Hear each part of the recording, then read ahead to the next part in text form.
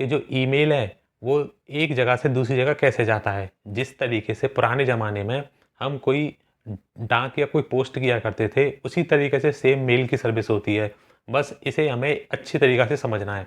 इसमें हम क्या किया करते थे, जब हमें कोई पोस्ट करना होता था कोई लेटर, तो हम घर पे लेटर लिखा करते थे, फिर पोस्ट ऑफिस में जाते थे, पोस्ट ऑफिस वाले उस लेटर को जहाँ जाना होता था तो वहाँ वो चीज़ें पहुँचा करती थी। जैसे आज हम कोई एक बुक मंगाते हैं सर्विस कोरियर के द्वारा, तो हम सर्विस प्रोवाइडर को कोई चीज़ प्रोवाइड करते हैं, उसके बाद वो अपनी जो उसकी एजेंसी होती है, वो उस एजेंसी अपना काम कर दी है, वो ट्रेन के माध्यम से या बस के माध्यम से या फिर खुद अपने व्हीकल से वो सर्विस है, जो भी तुमने बुक मंगाई है वो तुम्हारे तक पहुँचाता है।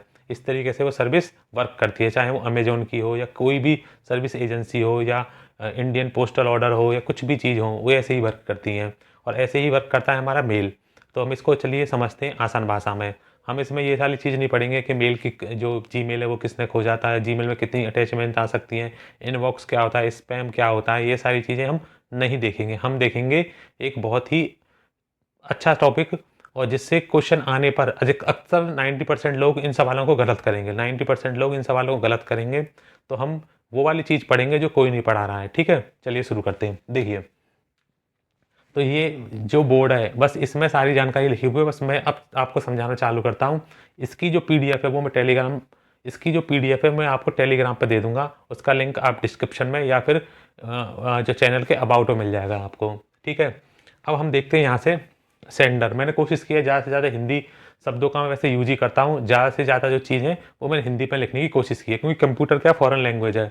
फ़ॉरेन लैंग्वेज में सारी चीज़ें लिखी हुई हैं, तो उसमें हिंदी में क्या इंग्लिश के जैसे कि हमने डीप लर्निंग पढ़ी, तो डीप को गहन भी बोलते हैं, लर्निंग को शिक्षण भी बोलते हैं, लर्निंग को सीखना भी बोलते हैं, लर्निंग को अधिगम भी बोलते हैं। तो वहाँ हिंदी के कई सारे मतलब बन जाते हैं, पर वहाँ पर इंग्लिश में वो लर्निंग ही रहेगी। तो इसलिए मैं ज़्यादा ये चाहता हूँ कि आप चीज़ें ज़्यादा से ज़्यादा थोड़ी जो इंग्लिश के वर्ड है वो भी समझें। ठीक है, चले चालू करते हैं। देखिए, अगर मैं मेल को भेजूँगा यहाँ से, मेरे पास एक मेल है जिसका नाम है जीमेल।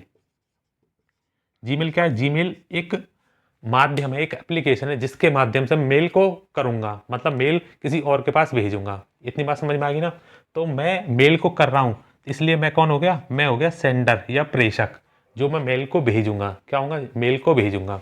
वैसे अपने आप को मैं क्या बोलूँगा? सेंडर, या फिर मैं हिंदी में बोलूँ तो प्रेषक। और एक और नाम भी है, जो एप्लीकेशंस को यूज़ करता है उसे बोलते हैं क्लाइंट। उसे क्या बोलते हैं? क्लाइंट। तो यहाँ पे ये कौन है? मैं अपने आप को क्लाइंट भी बोल सकता हूँ। अब दूसरी बात, दोबारा से समझते देखो। मैं मेल को भेजूँगा, मैं जीमेल एक एप्लीकेशन होगी, अपने फ़ोन खोलना, उसमें गूगल की एक एप्लीकेशन है जिसका नाम है जीमेल, जिसके थ्रू जैसे कि कोई हमारा यूपिटर पैलेसी का कोई मैसेज आना होता है, तो वो भी मैसेज भी आता है, एडमिट कार्ड की जानकारी आती है, किसी और का भी मेल आता है। तो ये ऐसे ही जीमेल क्या है? एक एप्लीकेशन है जिसको मैं यूज़ करूँगा, इसलिए मैं कहलाऊँगा क्लाइंट। क्या कहलाऊँगा मैं? क्लाइंट। ठीक है, मैं कहूँगा अपने आप को, मैं क्या बोल सकता हूँ? हिंदी में प्रेषक बोलूँगा या भेजने वाला बोलूँगा। ठीक है, और इंग्लिश में सेंडर या क्लाइंट। ठीक है, पर जब हम मेल भेजेंगे तो हम बोलेंगे अपने आप को MUA। क्या बोलेंगे? MUA। देखिए, जिनकी डेफिनेशन मैंने यहाँ नहीं लिखी है समझ लेना, या जिनकी फुल फॉर्म मैंने यहाँ नहीं लिखी है, वो इतनी इम्पोर्टेंट नहीं है जितनी कि बाकी जो लिखी हुई है वो इम्पोर्टेंट है। मैं बता रहा हूँ, बस आप सुनिए और समझिए। देखिए, तो मैं बोलूँ MUA, तो इसे बोलेंगे मेल यूजर एजेंट। कौन बोलेंगे? Mail user agent. पहले एक बार हम सिनेरियो समझ लेते हैं। देखिए, मैं यहाँ से मेल भेजूंगा, और मेल यहाँ पर रिसीवर, एक मतलब कोई पर्सन होगा जिसके पास मैं मेल भेज रहा हूँ, वो कौन होगा? वो रिसीवर होगा, प्राप्तकर्ता होगा। सपोज वो रिसीवर चला रहा होगा आउटलुक। आउटलुक किसका है? MS office. ये MS ऑफिस वालों की एक सर्विस है जो मैसेजिंग के लिए काम आती है, ईमेल करने के लिए काम आती है। कौन? आउटलुक। और यहाँ पर ये मैंने किसकी सर्विस ली है? ये मिली है गूगल की, जिसमें है क्या? जीमेल। ठीक है, अब इतनी बात समझते हैं। देखो, मैं यहाँ से मेल ऐसे टाइप करूँगा और यहाँ से सेंड कर दूंगा बटन दबा के, मेल को सेंड कर दूंगा। तो मैं अपने आप को क्या कहूँगा यहाँ पे? MUA, उसे बोलूँगा मेल यूजर एजेंट। ठीक है, इसके बाद मेरा मेल यहाँ से कहाँ जाएगा? जीमेल के सर्वर पर, या जीमेल की सेंडर के मेल सर्विस पे। सेंडर के कहाँ जाएगी? मेल सर्विस पे। सेंडर के मेल सर्विस पे। ठीक है, सेंडर के कहाँ जाएगी? मेल सर्विस पे। तो उसे ले कौन जाएगा? तो इसे ले जाएगा MSA, कौन ले जाएगा? MSA, इसे बोलेंगे हम mail sender agent, mail sender agent या मेल सबमिसिव एजेंट। देखो इतनी इंपॉर्टेंट नहीं, मैं तुम समझो। देखो जब मैं मेल को भेज रहा हूं तो मैं होगा मेल यूजर एजेंट, मैं इसको यूज कर रहा हूं ना इस जीमेल की सर्विस को, तो मैं यहाँ पर कहलाऊंगा मेल यूजर एजेंट। और एक मेल यूजर एजेंट यहाँ पे है जो कि आउटलुक को यूज कर रहा है, एक एक रिसीवर कोई व्यक्ति तो होगा वहां पर, तो वो उसको यूज कर रहा है, तो इसे बोलूंगा मेल यूजर एजेंट। एक मेल यूजर एजेंट तो ये रहा जो कि आउटलुक को यूज कर रहा है, और एक मेल यूजर ये है जो कि जीमेल को यूज कर रहा है। ठीक है, मैंने मेल यहाँ से टाइप की तो मेल मेरा यहाँ से जाएगा। ठीक है, मेल मेरा पहुंचेगा कहाँ? सेंडर के मेल सर्विस पे या सेंडर के मेल सर्वर पर। यहाँ से यहाँ से यहाँ तक जाने की प्रोसेस को मैं बोलूंगा मेल सबमिसिव एजेंट। कौन ले जाएगा इसे यहाँ से उठा के? देखो ये ले जाएगा मेल सबमिसिव एजेंट। अब यहाँ पे और हमारी मेल में क्या अंतर था? देखो हमें कोई अगर पहले मेल करना मतलब पोस्ट करनी होती तो हम कहाँ जाते थे? पोस्ट ऑफिस जाते थे। यहाँ पोस्ट ऑफिस नहीं जाते, यहाँ हम हमारे घर से कोई चीज लेने आता है तो वो कौन लेने आता है? Mail submissive agent. ठीक है, इसी को हम क्या बोलते हैं? SMTP। क्या बोलते हैं? SMTP। इसे बोल के इसकी फुल फॉर्म है simple mail transfer protocol. SMPT होता है ये वाली चीज है ना MSA, इसे भी हम एक और नाम से भी जानते हैं, इसका नाम है SMPT। कौन है? SMPT, simple mail transfer protocol. एक बार मैं सामान्य भाषा में और समझा दूंगा। तो मेरा मेल कहाँ जाएगा? सर्वर्स पे चला जाएगा। अब इसके बाद यहां से मेल को उठाएगा कौन? ये भाई साहब। कौन उठाएंगे? SMPT। तो SMPT इस समय पे क्या कहलाएंगे? इस समय पे कहलाएंगे मेल ट्रांसफर एजेंट। देखो दोबारा से हम चीज को समझते हैं, दोबारा से चीजों को समझते हैं। देखो मेरे पास कोई, मैं सपोज कोई जो है बुक मैंने ऑर्डर मतलब अपने घर से कोई कोरियर भेजना चाहता हूं मैं, और कोरियर सर्विस ऐसी चल रही है कि वो घर से चीज़ें लेने आते हैं। तो जब वो घर पे लेने आएगा तो वो मेरे लिए कहलाएगा डिलीवरी एजेंट। मतलब मेरे लिए मेरी चीज़ों को लेगा तो वो चीज़ों को उसे मैं डिलीवरी बॉय बोलूँगा या फिर रिसीवर बॉय बोलूँगा। फिर उसके बाद वो अपनी कंपनी में जाएगा। ऐसा तो नहीं मैं अपने यूपी से उसे तमिलनाडु भेजा हूँ तो वही लेके जाएगा, नहीं जाएगा। तो वो कंपनी में जाके जो उसका सर्वर है वहाँ उस चीज़ को डिपॉजिट करेगा।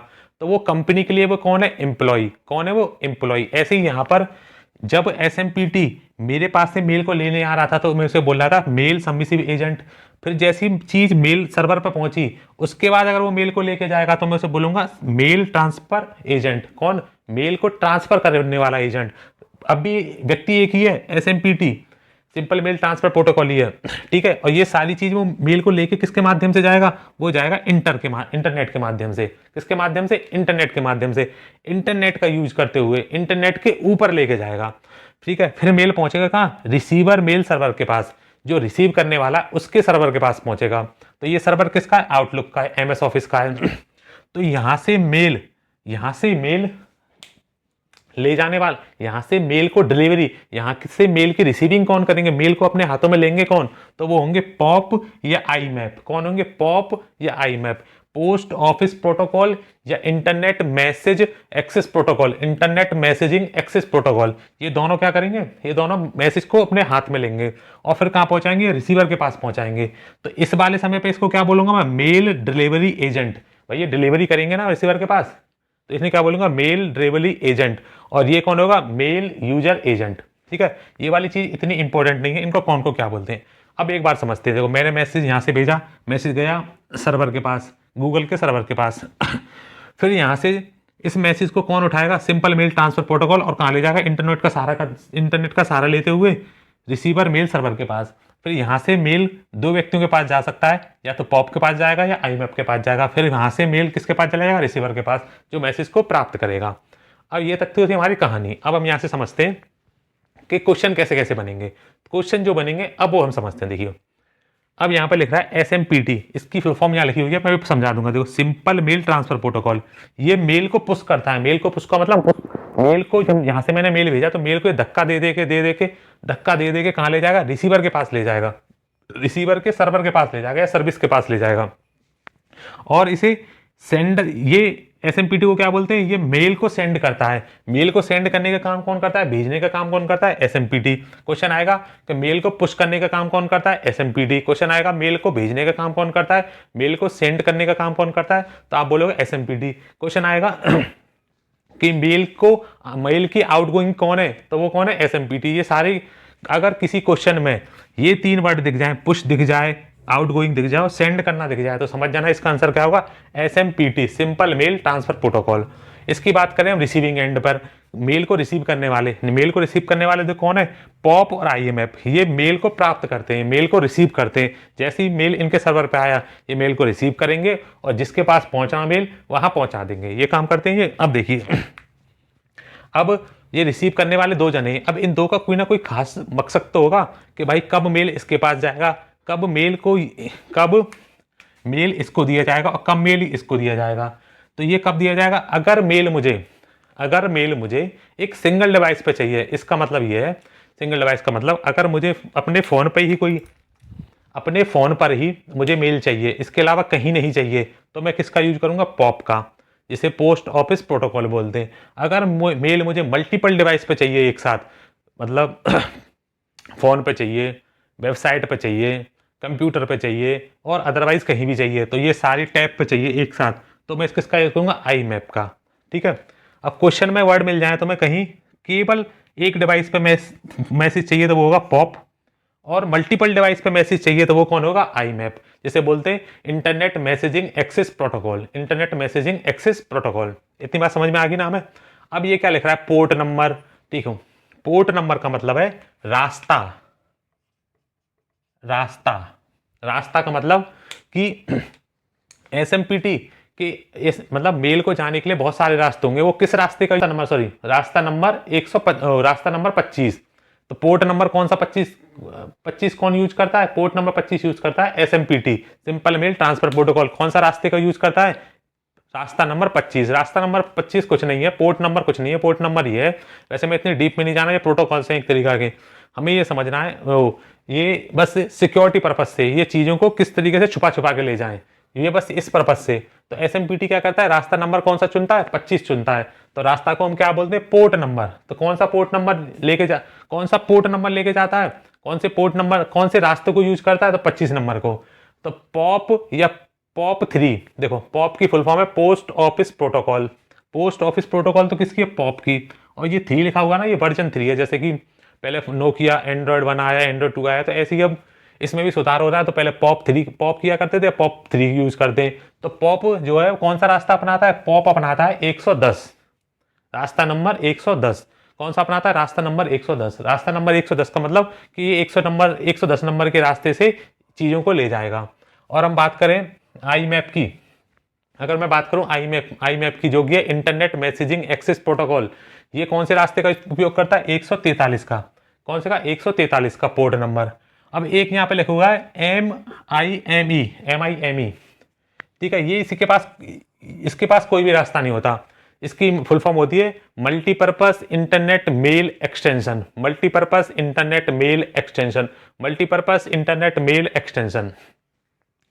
ठीक है, ये कब यूज होता है, ये यूज होता है सिंपल मेल ट्रांसफर प्रोटोकॉल के अलावा। जैसे हम बात करें, सिंपल मेल ट्रांसफर प्रोटोकॉल क्या करता है, केवल टेक्स्ट मैसेज को डिलीवर करता है, पुश करता है। यहां से अगर मैं कोई टेक्स्ट मैसेज लिखूंगा, टेक्स्ट,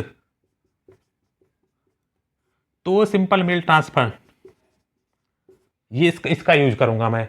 और इसके अलावा कोई भी और मैसेज होगा, जैसे कोई भी मल्टीमीडिया फाइल, कोई मैं ऑडियो भेजता हूँ, वीडियो भेजता हूँ, स्प्रेडशीट, मल्टीमीडिया, कोई भी फाइल भेजता हूँ, तो मैं किसका यूज करूंगा, MIME। किसका यूज करूंगा, MIME। इसको बोलते हैं मल्टीपर्पज इंटरनेट मेल एक्सटेंशन। ठीक है, किसका यूज करूंगा, मल्टीपर्पज इंटरनेट मेल एक्सटेंशन। इसका कोई रास्ता नहीं होता, ये मेल को भेजने के काम आता है। अब इस मेल की सुरक्षा के लिए कुछ हमने गार्ड भी बैठा रखे हैं। उन गार्डों को क्या बोलते हैं, मतलब सुरक्षा या सिक्योरिटी के लिए सुरक्षा। तो सुरक्षा 3 तरीके से की जाती है। एक है PGP, किसी की भी फुल फॉर्म पूछी जा सकती है।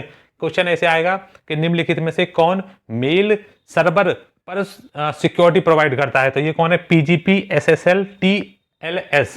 PGP क्या है, pretty good privacy, T good privacy. SLS क्या है? Security stocks layer, security stock layer, security के नाम है ये। TSL transport layer security. 3 तरह की सिक्योरिटी होती है, उसमें से जो मेनली पूछी जाती है वो ये वाली पूछी जाती है पेपरों में।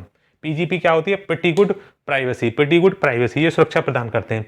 अगर मेल मेरे पास मेल मैं चाहता हूं कि मुझे बहुत सारी डिवाइसों पर मिले, तो मैं किसका यूज करूंगा? IMAP का। अगर मैं चाहता हूं मेल मुझे एक ही जगह पर मिले, तो मैं किसका यूज करूंगा? POP का। ठीक है, चलो मिलते हैं अगली वीडियो में।